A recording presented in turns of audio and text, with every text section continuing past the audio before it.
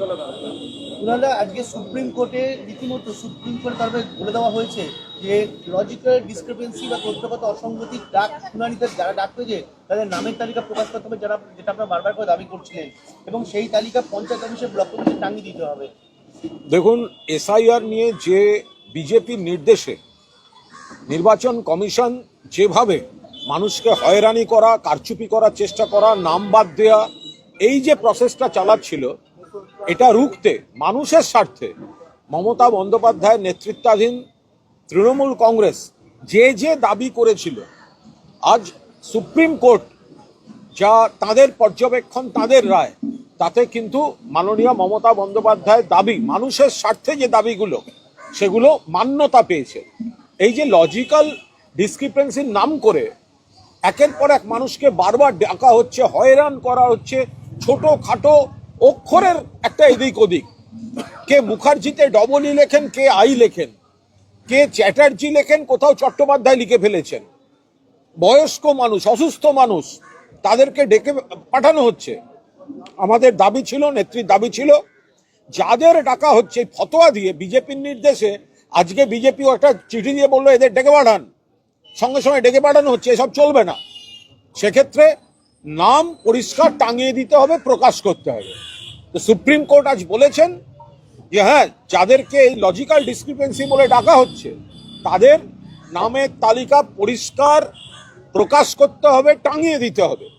পাশাপাশি এই ধরনের একাধিক দাবি আমরা রেখেছিলাম মানুষের হয়রানি কমানোর স্বার্থে, বৈধ ভোটারের অধিকার রক্ষার স্বার্থে। আমরা ডিটেল সংগ্রহ করছি, সুপ্রিম কোর্ট আজ যা যা বলেছেন। কিন্তু এই যে লজিক্যাল ডিসক্রিপেন্সির নাম করে ডেকে পাঠিয়ে একজনকে 4 বার করে ডাকা, তাকে কোনো জমা হওয়া ডকুমেন্টের রিসিপ্ট কপি না দেওয়া, তাতে মানুষ বিরক্ত হয়ে যদি না আসেন তখন নাম কেটে দেওয়ার চক্রান্ত, আজকে সুপ্রিম কোর্ট যা করেছে তাকে বলে কমিশনের গালে গালে সুপ্রিম কোর্ট দিয়েছে তালে তালে। এর থেকেও একটু শিক্ষা নেওয়া উচিত এদের। বিজেপির কথায়, বিজেপির রাজনৈতিক স্বার্থ চরিতার্থ করতেই দলদাস ইলেকশন কমিশন, জাতীয় নির্বাচন কমিশন যা করছে, এরা গণশত্রুর ভূমিকা পালন করছে। মানুষের অধিকার খর্ব করছে, হয়রান করছে। তো আমরা সেগুলো তো বলেছিলাম। এবার সুপ্রিম কোর্টের রায়ে দেখা যাচ্ছে যে মানুষের হয়রানি কমাতে আর বিজেপির এই কুৎসিত কাণ্ড কারখানাগুলো থামাতে এসে আমরা সেই ডিটেল রায় আমরা নিশ্চয়ই পর্যালোচনা চলছে। শুনানিতে সওয়াল করার জন্য যে কোনো ভোটার কাউকে নিয়োগ করতে পারবেন, এমনকি বিএলএ নিয়োগ করতে পারবেন, তৃণমূলের দীর্ঘদিনের দাবি ছিল। আমরা বারবার বলেছিলাম বিএলএ 2 কে হিয়ারিং এ যেতে দিতে হবে, কারণ বিএলএ 2, আমরা তো বলিনি শুধু যে শুধু তৃণমূলের বিএলএ 2দের যেতে দিতে হবে, আমরা বলেছি সব পার্টি। এখন অন্য পার্টির যদি বিএলএ 2 না থাকে, তার দায়িত্ব তো আমরা নিতে পারবো না। যখন ভোট হয় তখন বুথে সব রাজনৈতিক দলের এজেন্ট থাকে। যখন এখানে ফর্ম দেওয়া হয়েছে, ফর্ম কালেকশন হয়েছে, তখন বিএলওর সঙ্গে সব দলের বিএলএ 2রা ছিল। তাহলে যখন হিয়ারিং এ ডাকা হচ্ছে, তখন কেন বিএলএ 2 থাকবে না? মাননীয় মুখ্যমন্ত্রী মমতা বন্দ্যোপাধ্যায় স্পষ্ট ভাষায় দাবি করেছিলেন, তৃণমূল বারবার দাবি করেছে। আজ নির্বাচন কমিশনকে চরম শিক্ষা দিয়ে সুপ্রিম কোর্ট এটা বলেছেন, কোনো ভোটার যদি হিয়ারিং এর সময় চান, তার তরফে তিনি যাদের নিয়ে যেতে পারেন, তাদের মধ্যে এই বিএলএ 2ও রয়েছে। এটা একেবারে যুক্তি দিয়ে আমরা বুঝিয়েছিলাম, তখন শোনেনি, এখন সুপ্রিম কোর্ট বলেছে। তো ওই জন্য আমরা বলছি, নির্বাচন কমিশনের গালে গালে সুপ্রিম কোর্ট দিয়েছে তালে তালে। মাধ্যমিকের অ্যাডমিট কার্ড নিয়ে অনেক সিদ্ধান্ত নিয়েছিল কমিশন, সেটাও আজকে মান্যতা দেওয়ার কথা বলেছে সুপ্রিম কোর্ট। আমরা তো বলছি যে সুপ্রিম কোর্টে এই যে বারবার কথা বলা হয়েছে, বারবার মানুষের স্বার্থে দাবি করা হয়েছে, যে তৃণমূল কংগ্রেস, মমতা ব্যানার্জি কি বলেছেন, প্রত্যেক বৈধ ভোটারকে রাখতে হবে, তাদের হয়রান করা চলবে না। এবার জন্মের বার্থ সার্টিফিকেট কজনের আছে বলুন তো? পুরোনো দিনের অফিসিয়াল বার্থ সার্টিফিকেট, সাধারণভাবে স্কুলের মাধ্যমিকের অ্যাডমিট কার্ডে যে ডেট অফ বার্থ থাকে, দীর্ঘদিন ধরে একটা রেওয়াজ হচ্ছে সেই ডেট অফ বার্থটা মান্যতা পায়। এরা আচমকা বিজেপির কথা শুনে বলে দিল সেটা চলবে না। এখন এইগুলো সমস্ত নিয়ে, এই যে লজিক্যাল ডিসক্রিপেন্সির নামে ডেকে পাঠালে পুরো তালিকা টাঙিয়ে দিতে হবে, প্রকাশ করতে হবে। বিএলএ 2দের যদি মনে করে সেই ভোটার যদি BLA2 সেখানে সাহায্য করার পরিবেশ পরিস্থিতি থাকে এবং সাহায্য করার প্রয়োজন মানুষের রয়েছে, তাহলে BLA2কে যেতে দিতে হবে। মাধ্যমিকের অ্যাডমিট কার্ড জন্মের তারিখের বৈধ প্রমাণপত্র বলে গ্রহণ করতে হবে। তো এইগুলো সুপ্রিম কোর্ট যখন এদের যুক্তি বুঝতে পারছেন, এর অনেক আগে তো নির্বাচন কমিশনের এগুলো বোঝা উচিত ছিল, তো সেগুলো তারা বোঝেননি বলেই গোটা বিষয়টা গেছে। এটা তো বিজেপি নির্বাচন কমিশনকে বেইজ্জতটা করালো সুপ্রিম কোর্টে, নিজেদের পার্টি অফিস দলদাস শাখা সংগঠন হিসেবে ট্রিট করতে গিয়ে সুপ্রিম কোর্টে নির্বাচন কমিশনের মুখ পোড়ালো বিজেপি। বিশেষ করে আরেকটা বিষয় উঠেছে, সেটা হচ্ছে এক একজনকে বহু দূর গিয়ে হিয়ারিং এর জন্য যেতে হচ্ছিল, সেই হিয়ারিংটা বলে যে পঞ্চায়েত অফিস ব্লক অফিসে করতে পারবে, এইটাও তো আপনার আমরা তো আজকে বাংলা ভাষা হচ্ছে মমতা বন্দ্যোপাধ্যায় এবং সর্বভারতীয় তৃণমূল কংগ্রেস সাধারণ মানুষের স্বার্থে বৈধ ভোটারদের হয়রানি কমাতে এবং অধিকার রক্ষা করতে যা যা বক্তব্য ছিল সেগুলোই কার্যত সুপ্রিম কোর্টে মান্যতা পেয়েছে। লজিক্যাল ডিসক্রিপেন্সির নামে এইভাবে বারবার ডাকা, এই চক্রান্ত, সব নাম টাঙিয়ে দিতে হবে। মাধ্যমিকের অ্যাডমিট কার্ডের জন্ম তারিখ সেটাকে মান্যতা দিতে হবে।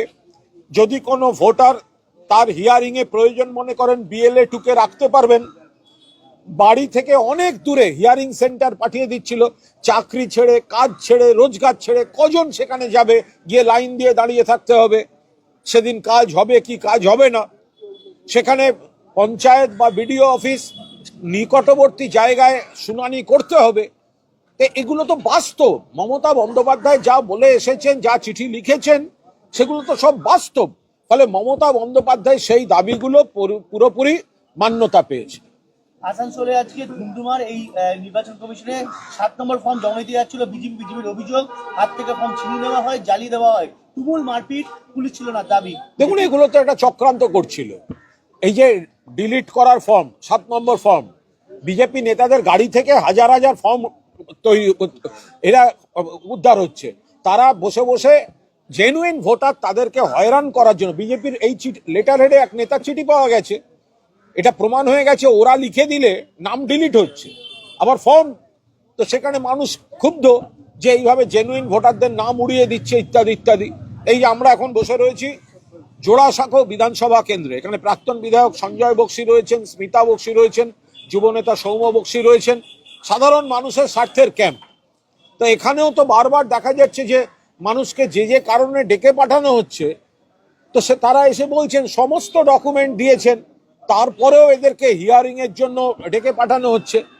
তো ফলে এখন আজকে সুপ্রিম কোর্টের রায়ের পর এবার তো তালিকাটা টাঙাতে হবে। এবার অন্যায্য কারণে যাদেরকে ডাকা হচ্ছে সেটা তো প্রমাণ হয়ে যাবে যে আজ বিজেপি বলছে রাত্রে নোটিশ দিচ্ছে, আগামীকাল থেকে পাঠানো হচ্ছে। বিজেপির দালাল, বিজেপির এজেন্ট এই নির্বাচন কমিশন। বলছি একটু এসআই থেকে বাইরে গিয়ে, সিঙ্গুরের মাটিতে গতকাল প্রধানমন্ত্রী দাঁড়িয়ে এসেছেন, কিন্তু সিঙ্গুরের শিল্প নিয়ে তার মুখে কোনো শব্দ নেই।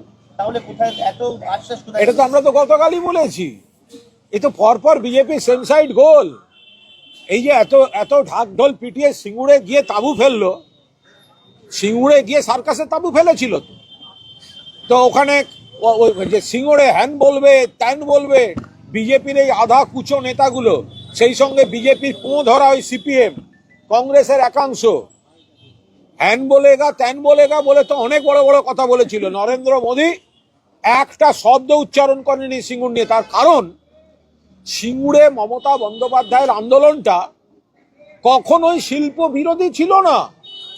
শিল্প হতো শিল্পের জায়গায়, জোর করে 3 ফসলি কৃষি জমি দখল করা, নিয়ে প্রাইভেট পার্টিকে দেয়া, এটা জমি নীতির একটা মৌলিক প্রশ্ন।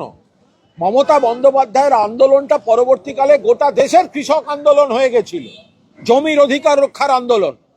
তো নরেন্দ্র মোদী খুব ভালো জানেন ওই নিয়ে কথা বলতে গেলে এমনি তার কৃষক বিরোধী ইমেজ বিজেপির আরো 16.5 আনা সর্বনাশ হবে। তো সেই কারণে এই সমস্ত 2 আনা 4 আনার এগুলোর কথায় কান না দিয়ে উনি ভালোই ভালোই বিষয়টা এড়িয়ে গেছেন। বেলডাঙ্গা পরিস্থিতি আজকে একটু উন্নত হয়েছে, পুলিশ উঠমার শুরু করেছে, কিন্তু কেউ কি উস্কানি ছিল? মানে এত বড়, আমরা তো বারবার বলছি পুরোটাই উস্কানিতে হয়েছে। যারা ধরা পড়েছে দেখুন না কোন সংগঠনের, কারা করেছে, আমরা তো বারবার বলেছি বেলডাঙ্গায় উস্কানি, মানুষের ক্ষোভটা ন্যায্য ক্ষোভ। এক হচ্ছে এসআইআর এর হয়রানি, দুই হচ্ছে অন্য রাজ্যে পিটিয়ে মারা। মানুষের ক্ষোভটা ন্যায্য ক্ষোভ, কিন্তু সেই ক্ষোভটাকে কাজে লাগিয়ে মানুষকে বিভ্রান্ত করে উস্কে দিয়ে যারা এই অশান্তি করতে চাইছেন তারা বকলমে বিজেপির পারপাস সার্ভ করছেন। আমরা তো সংখ্যালঘু ভাই বন্ধুদের বলেছি, মুসলিম ভাই বন্ধুদের বলেছি যে আপনাদের ওরা হয়রান করছে, এবার আপনাদের দিয়েই যদি গন্ডগোল করায় তাহলে তো বিজেপির ন্যারেটিভ, বিজেপির ফাঁদে আপনারা পা দিচ্ছেন। মাননীয় মুখ্যমন্ত্রী রয়েছেন, তৃণমূল কংগ্রেস রয়েছে, গোটা বাংলা রয়েছে, সেখানে আপনারা কেউ এমন কোনো কাজ বিজেপির দালালদের পাল্লায় পড়ে করবেন না যাতে সংখ্যালঘুদের সম্পর্কে বিজেপি আরো রাজনৈতিকভাবে কুৎসা করার সুযোগ পায়। তো এর পেছনে একটা নতুন গদ্দার, এর পেছনে বকলমে বিজেপির ফায়দা হচ্ছে, এবং অন্য একটি সংগঠন, সেও বিজেপিরই সব মানে মুখোশধারী এজেন্টগুলোকে দাঁড় করিয়েছে, সেগুলো তো ধরা পড়েছে। মেসি মারাদোনার মূর্তি, রাষ্ট্রে মেসি মারাদোনার মূর্তি তৈরি করা হয়েছিল, সেটা নিয়ে যে কোর্টে মামলা হয়, সরকারি রিপোর্ট তলব করা হয়েছে, সরকারি জমিতে কেন এই মূর্তি তৈরি করা হলো? জানি না বলতো। আর লাস্ট পর্যন্ত 2016 সালে এসএসসি পরীক্ষায় বয়সের ছাড় দেওয়া হয়েছিল কলকাতা হাইকোর্টে, সেই নির্দেশে সুপ্রিম কোর্ট স্থগিতাদেশ দিয়ে দিল, ফলে আবার পরীক্ষা। এটা সম্পূর্ণ প্রশাসনিক বিষয়, এটা কনসার্ন যারা আছেন, যে বিভাগ, তাদের আইনজীবীরা, এটা নিয়ে দলের তরফে এই মুহূর্তে আমি কোনো মন্তব্য করব না। Thank you.